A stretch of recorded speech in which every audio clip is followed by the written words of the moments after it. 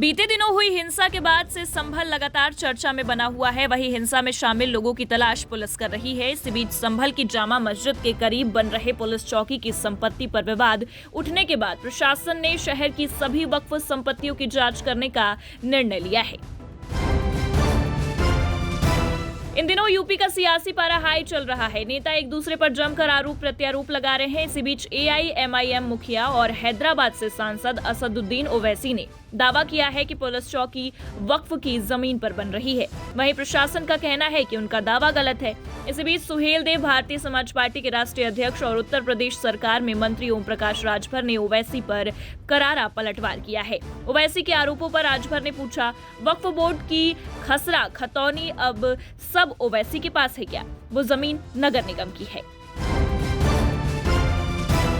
UP के CM Yogi Adityanath आज गोरखपुर में 1533 करोड़ रुपए की विकास परियोजनाओं का लोकार्पण और शिलान्यास करेंगे। इनमें गोरखपुर पिपराइच और असुरन 4 फाटक 4 लेन मार्ग का निर्माण, राज्य के कृषि विद्यालय के प्रशासनिक भवन और किसान हॉस्टल का लोकार्पण और नौसढ़ कालेसर तटबंध के सुदृढ़ीकरण कार्य का लोकार्पण शामिल है।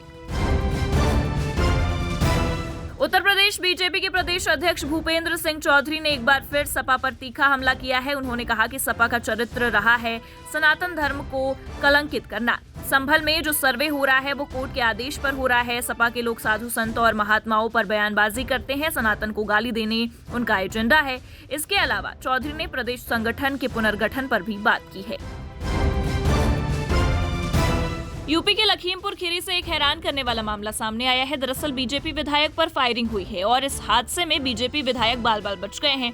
बीजेपी के कस्ता विधानसभा क्षेत्र के विधायक सौरभ सिंह सोनू नए साल के पहले दिन की रात पत्नी के साथ खाना खाकर घर के पास टहल रहे थे। इसी दौरान 2 लोगों ने उन पर फायरिंग की है।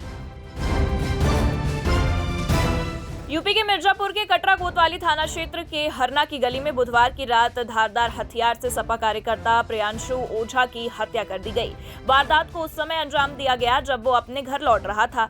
चीख पुकार सुनकर लोग घर के बाहर निकले तो हमलावर भाग निकले। सपा कार्यकर्ता के परिजनों ने थाने में 3 लोगों के खिलाफ नामजद तहरीर दी है। पुलिस ने मामला दर्ज कर 2 को गिरफ्तार कर लिया है।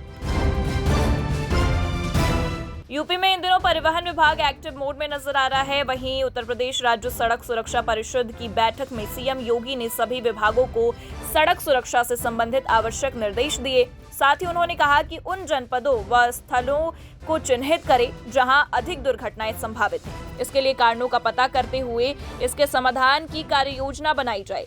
नाबालिग ई रिक्शा व अन्य वाहनों का संचालन न कर पाए, इस पर विशेष ध्यान देने की आवश्यकता है। ई रिक्शा के रजिस्ट्रेशन की कार्रवाई सुचारू रूप से की जाए। नए साल में लखनऊ हत्याकांड से हड़कंप मचा हुआ है, जिसके बाद पुलिस ने आरोपी को पकड़कर पूछताछ की और कई बड़े खुलासे भी हुए। वहीं अब सामूहिक हत्याकांड के आरोपी अरशद को जेल भेज दिया गया है। वहीं पुलिस उसके पिता की तलाश के लिए दबिश दे रही है। राजधानी लखनऊ के हुसैनगंज इलाके में मंदिर के ऊपर कॉम्प्लेक्स बन गया और एलडीए के जिम्मेदार अधिकारियों को इसकी भनक तक नहीं लगी। अब शिकायत के बाद मामला सुर्खियों में आया तो एलडीए ने इसकी जांच शुरू कर दी। हालांकि मानचित्र स्वीकृति और अन्य अभिलेख न मिल पाने के कारण अभी कुछ स्पष्ट नहीं हो पाया है। विभाग ने बिल्डर से जवाब तलब किया है। वाराणसी में एक बार फिर सरकारी बुलडोजर चलेगा। बता दें कि जिले में वार्डों का विकास करने के लिए नगर निगम की ओर से सरकारी जमीन को कब्जा मुक्त कराया जा रहा है। इन पर कम्युनिटी सेंटर, बारात घर, पार्क आदि का विकास किया जाएगा। अब तक नगर निगम ने 300 बीघा जमीन को अपने कब्जे में लिया है, जबकि 1300 बीघा से ज्यादा ऐसे सरकारी भूमि को चिन्हित किया गया है।